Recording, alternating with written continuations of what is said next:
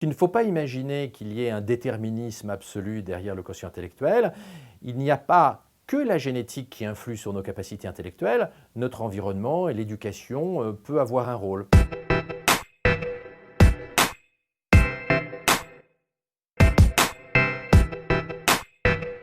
Aujourd'hui, le quotient intellectuel est la meilleure mesure, la meilleure approximation de notre capacité intellectuelle. Et d'ailleurs, on a une forte corrélation entre notre quotient intellectuel et notre réussite académique et notre réussite professionnelle. Donc c'est un bon indicateur pour mesurer nos capacités et c'est un outil qui pourrait être très utile à l'école, notamment pour repérer les gamins qui sont en difficulté et leur donner un enseignement personnalisé pour les amener le plus haut possible en fonction de leurs capacités.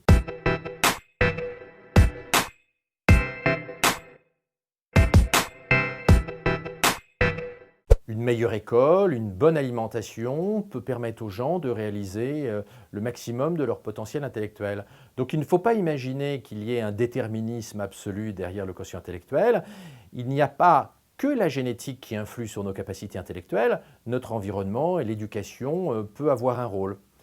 Malheureusement, la part génétique est relativement forte.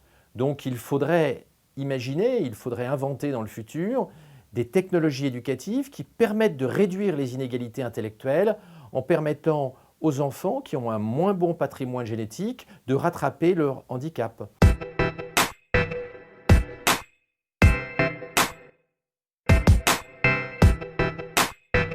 Le QI est un tabou, bien sûr.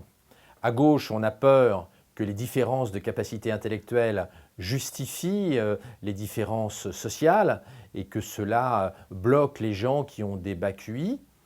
Et puis à droite, contrairement à ce qu'on pense, enfin à l'extrême droite, les nazis par exemple étaient totalement opposés au quotient intellectuel. Les dirigeants nazis avaient peur que les tests de QI démontrent une supériorité intellectuelle des savants juifs.